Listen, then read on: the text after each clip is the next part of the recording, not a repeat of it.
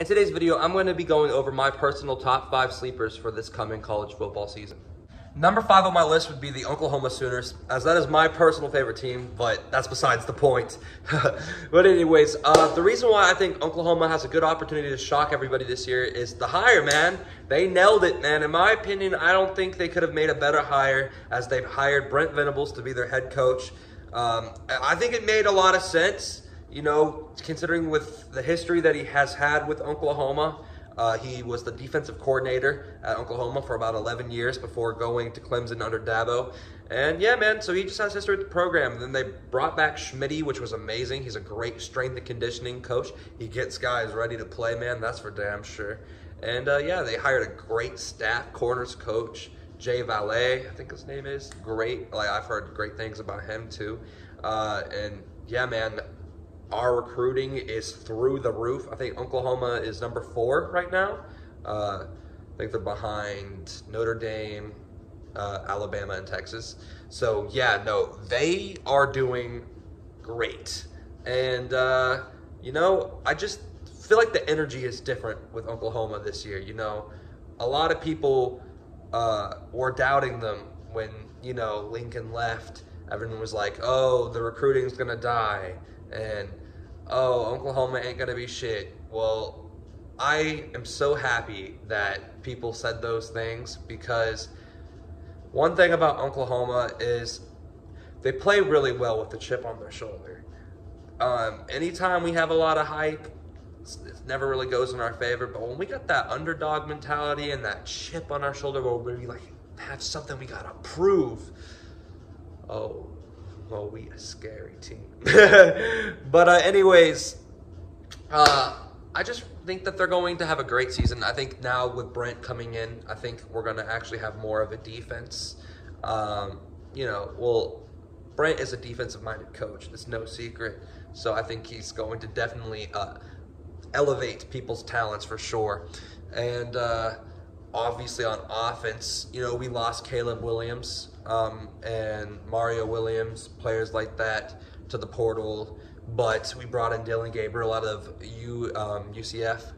He was a great quarterback at UCF. I remember watching him play, so I'm really excited. And he's a lefty, and the last time OU had a lefty at quarterback was Josh Heupel, and that's when we won the national title.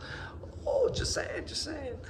But yeah, no, they have a roster to win right now, I think. And yeah, I see them winning the Big 12 this year, for sure. Number 4, I got the Baylor Bears. Now, the reason why I have the Baylor Bears is because of my original point. Their head coach, Dave Aranda, has proved to be a really good coach for the Baylor Bears. Has already won them 2 bowl games, I think. They've gone to 2 bowl games, I'm pretty sure. Yeah, no, they've been really good defensively. Offensively, they've been firing off. Man, it's been really cool to see them, you know, come back to how they once were. They actually beat OU last season, so I'm looking forward to that game this year for some heavy competition, you know what I mean? But man, I'll tell you, I think he was a coach on the 2019 LSU staff, if I'm not mistaken, or the 2018-2019 staff. And yeah, he went to Baylor and made them a defensive fucking school. I mean, Baylor's defense was elite, dude. They won the Big 12 title in 2021. Really impressive. They beat Ole Miss in the Sugar Bowl. It was a really impressive season. So they lost quite a few players to the draft. But, you know, this guy's been able to make a good roster with Baylor this far. So I'm looking forward to seeing what he does in 2022. The next team I'm going to put on this list is a team that I do not want to put on this list for my own personal reasons, but I'm going to put it on the list because the talent is there. It is the football team named after a condom brand, the USC Trojans. So 2 things really going in USC's favor this year. It's the transfer portal. Lincoln Riley loves to use the transfer portal. So, you know, they got that running back out of Oregon. I think it's Travis Dye or something like that. I think that's his name. And then Jordan Addison out of Pitt, which was a great pickup for the offense, dude. Seriously. Then they got Caleb Williams out of OU. I mean, I'm an OU fan. I love Caleb Williams, or I loved Caleb Williams. Anywho. But in a serious note, man, USC has a really clear path to pretty much go undefeated this year. Their only really tough game is going to be against Utah. They're in the Pac-12. They're not going to have much competition. So Yeah, USC should be really good this year, but if they even sniff anywhere near the playoffs, they getting clapped, bro. Don't even get me started. I'm just shooting you straight. They ain't ready for that shit. But they're going to have a talented season. I'm calling it now. I think they'll surprise a lot of people, but not enough. For the fourth spot on my list, it was kind of up for debate of where I wanted to put these two teams, but for this part, I'm just going to say it right now. For the fourth spot, I'm going to put Texas A&M to surprise people next season. And here's why. It's pretty obvious. If y'all haven't seen, they fucking smashed it in the 2022 recruiting class. On paper, they should have a unit next season. They got so many 5 stars because of bag. I mean, bro, they literally got 8 5 stars. That's ridiculous.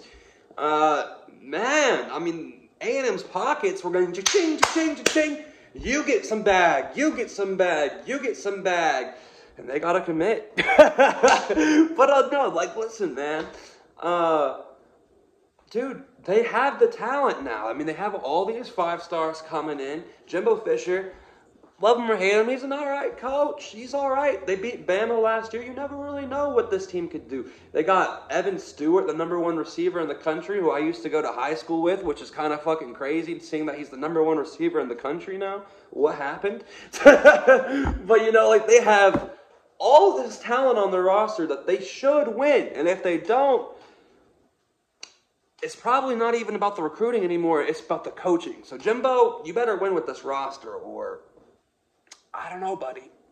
But yeah, no, I see A&M going to a bowl game for sure. We'll just see how it plays out, man. They have a lot of competition in the SEC.